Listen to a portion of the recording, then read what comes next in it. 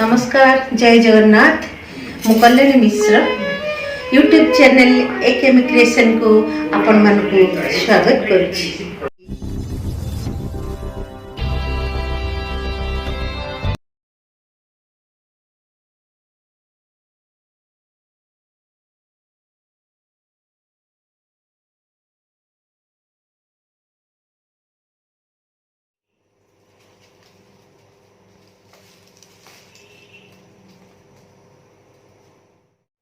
आज्ञा नमस्कार। नमस्कार। अच्छा, आपण को आमे आज पाखरे पाई बहुत धन्य मन करछु, कारण आपण जने ज्ञानी और गुणी व्यक्ति। आमे निश्चित भाव आपण को खबर नेछु। आज रीतियुगीय साहित्य उपरे आपणकर लेखा और लेखनी मध्य चालुछि वर्तमान सुधा आगक मध्य किछि भविष्यत अछि, सेटा भी आमे आपण ठारू सुनिया को चाहूछु। आज आमर द्वितीय भंज साहित्य उपरे जो समर्धना पाइछंती आपण केमिति अनुभव करूछंती आ कोन लागुछि? देखो तो प्रकृत कथा कहया गले ए जो संवर्धना पाइबार योग्यता द्वितीय भंज गोलकचंद्र प्रधान स्मृति उद्देश्य रे ए जो संवर्धना हमन दिया जायछि, सेति बे समस्त वर्तमान मोर नमस्य से मन को मो कृतज्ञता जणाउछि। प्रकृत कथा कहया गले एथिरे मोर निजस्व अनुभूति होछि जे मोर निजर कोनोसी कृति अछि बोली मु चिंता करेनी, एगुडा नाही। तार कारण होछि मु निजे केबे भी चिंता करी कोनोसी जिनिस को मु मोर कविता संकलन हो बा जो काव्य कविता रचना करी चली छी, सेटा मु निजे कले मध्य सेटा गोटे दैवी अनुभूति नेकरी से स्वमट माने स्पंटानियसली स्वतःप्रत भाव रे तार कोन निर्दिष्ट समय ही नहीं, निर्दिष्ट काल बेल नहीं, से स्वमट मो भीतर को आसे एवं मु ताको जे कोनसी गोटे रफ कागज हो जहा हो से गोटे किंबा दुईटा स्टांजा मन को आसे सेटा टिपी दे के पॉकेट रे रखी थाए। अनेक समय रे एमिति भी हेछि। अच्छा अच्छा, ताको आनी के राती रे मु ता परवर्ती स्टांजा ताको धरी करी अनुधावन करके मु लिखि जाने। अच्छा अच्छा, लिखि देला परे ताको मु आगो सेटा लिखि देला परे ताको मु पूरी पछरे ताको सजाए, जोटे मोर गोटे दुर्बलता ए जो रीतियुगीय साहित्य काव्य कविता कहले पंचदश रु षोडश शताब्दी मध्य रे कवि सम्राट उपेन्द्र भंज हुंतु आमर विदग्ध चिंतामणि लेखक अभिमन्यु सामंत सिंगार हुंतु किंबा आमर रसकल्लोल दीनकृष्ण हुंतु, ये सब काव्य कविता पढ़िवा द्वारा मोर जो आकर्षण से प्रति थिला काहे की थिला पचारले से तो बहुत बड़ व्याख्या। तेणु मोर दुर्बलता से प्रति मु चेष्टा कर सेही भाबरे ताको सजाड़िया को संपूर्ण तो मु सजाड़ी परिबेनी, एते ज्ञान मोर नाही। मु चेष्टा करता सजाड़िया को एवं सिथरे मु किछिटा कृत कार्य भी लेछि। अच्छा, बहुत धन्यवाद आ बहुत सुंदर भाबरे कहिले। आज्ञा आपण तो हम द्वितीय भंज साहित्य रे अटेंड करि पार नथिले, जोटा हेला गोटे हमर 125तम दिवस पालन कराइतिला। किंतु आपण हमर जी गोलोक चंद्र प्रधान जांको द्वितीय भंज साहित्य कहा जाउछि, आपण तांको विषय पदे कहंतु, हमें सुनिया को। देखंतु गत संवर्धना उत्सव मते डाकी थिले, मु बहुत दुखित, कारण से दिन मो झियारी रो विभाग थिला। तेणु मो बड़ भाई रो झी बड़ भाई कर झियो सी, तेणु मो घर को मु तो कटक रहउछि, तेणु मो गां को लेथि तो कारण से दिन मो रणपुरा रो विभाग थिला। से तत्कालीन बड़ भाई रो झियो बड़ भाई कर झियो सी बड़ ब्राह्मण शासन रामचंद्र तो कटक रहउछि, तो गां को पढैथिली। मो गां छि रणपुर रणपुर, तेणु अत्यंत दुखित। जा हो मोर बहुत इच्छा थिला जीवा को, काहेना ये गोटे महार्ग मुहूर्त मो पे थिला, किंतु हुए तो भगवान को सेति पई इच्छा नथिला। पचारिले गोलकचंद्र प्रधान विषय कहिबा को द्वितीय भंज साहित्य कुंतरे कहिबा को गले द्वितीय भंज बोली तांको जहा कुहा जाए तार यथार्थता विषय रे जदि कुहा जाए ताल प्रकृत रे हमर कवि सम्राट उपेन्द्र भंज को परे जदि साहित्य कृति ରୀତିଯୁଗୀୟ ସାହିତ୍ୟ କୃତି ରୀତିଯୁଗୀୟ ସାହିତ୍ୟ କୃତି କାହିଁକି କୁହାଗଲା? ଆଜ୍ଞା ରୀତି ଏବଂ ଭକ୍ତି ଉଭୟର ସମ୍ମିଶ୍ରଣରେ ଆଜ୍ଞା ଆମର ରୀତିଯୁଗୀୟ କାବ୍ୟ କବିତା ବର୍ଣ୍ଣିତ ହୋଇଛି। ଆଚ୍ଛା ଆଚ୍ଛା ଏଥିରେ ରସପୂର୍ଣ୍ଣ କାବ୍ୟ ଯେତିକି ଅଛି, ଭକ୍ତି ରସାତ୍ମକ କାବ୍ୟ ମଧ୍ୟ ସେତିକି ଅଛି। ଆମର ରୀତିଯୁଗୀୟ କାବ୍ୟ କବିତା ବର୍ଣ୍ଣିତ ହୋଇଛି। ଆଚ୍ଛା ଆଚ୍ଛା ଏଥିରେ ରସପୂର୍ଣ୍ଣ କାବ୍ୟ ଯେତିକି ଅଛି, ଭକ୍ତି ରସାତ୍ମକ କାବ୍ୟ ମଧ୍ୟ ସେତିକି ଅଛି।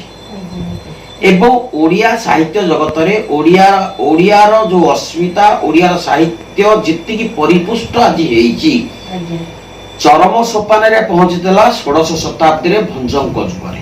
ଆଚ୍ଛା ଆଚ୍ଛା ତା ଉପରକୁ ଆଉ ବିଶେଷ ଉଠି ପାରି ନାହିଁ ଅଦ୍ୟାବଧି। କିନ୍ତୁ ସ୍ୱର୍ଗତ ଗୋଲକଚନ୍ଦ୍ର ପ୍ରଧାନ ତାଙ୍କର ଯୋଉ କଲମ ମୁନରେ ସେଇ କଳାକୃତି କି ବା ସେଇ ସାହିତ୍ୟ କୃତି କି ସିଏ ଆଗକୁ ନେଇ ଚାଲିଥିଲେ। ତାଙ୍କ ଜୀବଦଶା ଭିତରେ ତାଙ୍କର 3ଟି କାବ୍ୟ ମଧ୍ୟରୁ ମତେ ଇନ୍ଦୁମତୀ ତାଙ୍କର ଗୋଟିଏ କାବ୍ୟ ଅଛି, ଆଚ୍ଛା ସତ୍ୟଭାମା ତାଙ୍କର ଗୋଟିଏ କାବ୍ୟ ଅଛି। ଆଜ୍ଞା ବିଶେଷତଃ ମତେ ସତ୍ୟଭାମା ଆଉ ଇନ୍ଦୁମତୀ ଏଇ ଯୋଡ଼ିକ ବହୁତ ଆନନ୍ଦ ଲାଗେ ମୁଁ ଯେତେବେଳେ ତାକୁ ପଢିଲି। ଆଜ୍ଞା ଏବଂ ଯଦି ସେମିତି ତ କାହାକୁ ମାନେ ଆମେ ସମକକ୍ଷ କରିବାନି, ତଥାପି ବାଗ୍ଦେବୀଙ୍କର ସେତିକି କରୁଣା ନଥିଲେ, ବାଗ୍ଦେବୀ ଶାରଦାଙ୍କର ସେ ପ୍ରକାର ମାନେ ଲେଖା ଅସମ୍ଭବ। ଆଚ୍ଛା ନିଶ୍ଚିତ ଦ୍ୱିତୀୟ କଥା, ମୋର ଟିକେ ତ ଏଇ ସାହିତ୍ୟରେ ଆମର ଏତେଟା ପାଠ ପଢା ନାହିଁ, ଆଜ୍ଞା ମାନେ ଯୋଉଟା ହଉଛି ଆନୁଷ୍ଠାନିକ ପାଠ ପଢା। ଆଜ୍ଞା 1977 ମସିହାରେ ମାଟ୍ରିକ ମୁଁ ପାସ୍ କଲି। ତା ପରଠାରୁ ମୁଁ ଓଡ଼ିଆ ବିଷୟରେ ଜାଣିନି, କାରଣ ମୁଁ କମର୍ସ ଲାଇନରେ ପାଠ ପଢିଲି ଏବଂ ମୁଁ ବି କମ୍ପାନୀରେ ଗୋଟିଏ ଚାକିରି କରିଛି। ତେଣୁ ପ୍ରାୟତଃ ସାହିତ୍ୟ ସହ ଓଡ଼ିଆ ସାହିତ୍ୟ ବା ଇଂଲିଶ ସାହିତ୍ୟ ହଉ, ଲିଟରେଚର ସାଥିରେ ମୋର କୌଣସି ଡାଇରେକ୍ଟ ସମ୍ପର୍କ ଯୋଉଟା ହଉଛି ସିଧାସଳଖ କୌଣସି ସମ୍ପର୍କ ସ୍ଥାପନ ହେଇପାରେ ନାହିଁ। ତଥାପି ମୁଁ ଯେତେବେଳେ ସମୟ କିଛି କିଛି ପାଏ। ଆଚ୍ଛା ଆପଣଙ୍କର ଏଇ ରୀତିଯୁଗୀୟ ସାହିତ୍ୟ ଉପରେ ଆଗ୍ରହ ଅଛି? ରୀତିଯୁଗୀୟ ସାହିତ୍ୟ ଉପରେ ହଁ, ଯୋଉଟା କି ଆପଣ ବର୍ତ୍ତମାନ ବି ଜାରି ରଖିଛନ୍ତି, ବର୍ତ୍ତମାନ ବି ଲେଖୁଛନ୍ତି। ଆଉ ଆପଣଙ୍କର ଲକ୍ଷ୍ୟ ତାହେଲେ କଣ? ମାନେ ଯୋଉ ରୀତିଯୁଗୀୟ ସାହିତ୍ୟର ଯୋଉ କଲମରୁ ଆପଣଙ୍କର ଜରି ଆସୁଛି, ସେଇ ଉପେନ୍ଦ୍ର ଭଞ୍ଜଙ୍କ ସାହିତ୍ୟ କିମ୍ବା ଆମର ଯୋଉଟା ଗୋଲକଚନ୍ଦ୍ର ପ୍ରଧାନଙ୍କୁ ଆପଣ ବି ମାନେ ଫଲୋ କଲା ଟାଇପର ସେଇ ରୀତିଯୁଗୀୟ ସାହିତ୍ୟ ଉପରେ ବର୍ତ୍ତମାନ ଗୁରୁତ୍ୱ ଦଉଛନ୍ତି? ଶୁଣନ୍ତୁ, ଆମ ଓଡ଼ିଆ ସାହିତ୍ୟ ଯଦି ସମ୍ପୂର୍ଣ୍ଣ ପରିପୁଷ୍ଟ ହୋଇଥାଏ ତାହେଲେ ରୀତିଯୁଗରେ ହିଁ ହେଇଛି।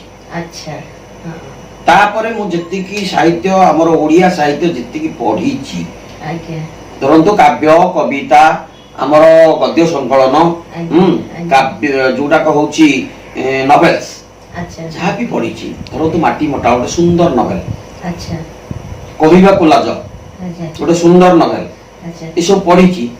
କିନ୍ତୁ ସେତେବେଳେ କଣ ଥିଲା, ଏତେ ଗଦ୍ୟ ସଂକଳନ ଏତେ ନଥିଲା, ଯାହା ଥିଲା ପଦ୍ୟରେ ଥିଲା, ତା କାବ୍ୟ ବୋଲି କୁହାଯାଉଥିଲା।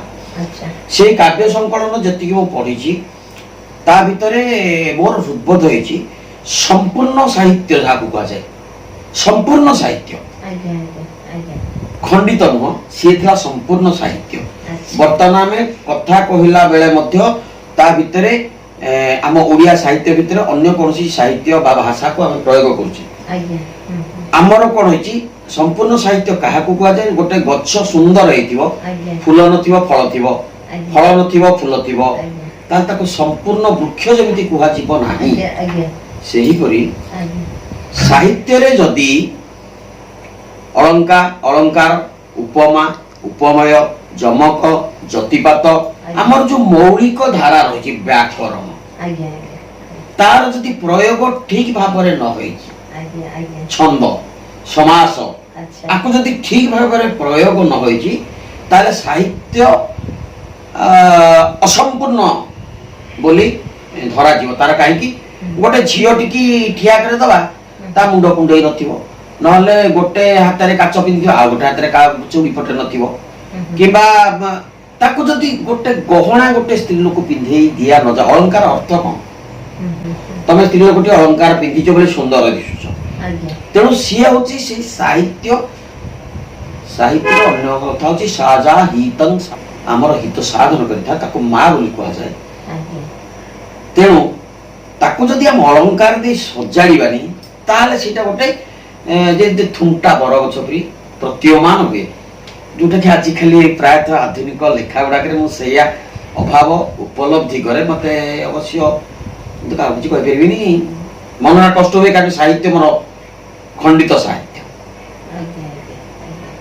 भाव परिप्रकाश हो पारे सत किंतु सी सौंदर्य नहीं सौंदर्य ना जोटा रीतिजुगे साहित्य रे थिला थिला आज्ञा आज्ञा तेणु मोर से गोटे दुर्बलता मुझे समय पाऊँ मो कर्मव्यस्त जीवन भितर लिखि चली बहुत सुंदर आपंकर माने सुंदर साहित्य जोटा रीतिजुगे साहित्य को फॉलो करटा चालू माने आगो आहरी सुंदर भविष्य भी उज्जवल हो आपणकर आज्ञा आमर आ गोटे मु शेष प्रश्न आपन को करूँ जोटा आमर रीतिजुगे साहित्य रे आपन कहले उपेन्द्र भंज अभिमन्यु सामंत सिंहार दीनकृष्ण दास द्वितीय भंज साहित्य रे आमे जोटा आलोचना कले गोलोक चंद्र प्रधान आपण भी रीतिजुगे साहित्य ऊपर किछि लेखा लेखी करूछंती ए जो संदेश दियंतु जे वर्तमान साहित्य जो रचना करूछंती आ कोन करिले भलो होबो एटा हमर समाज को गोटे संदेश बा वार्ता दियंतु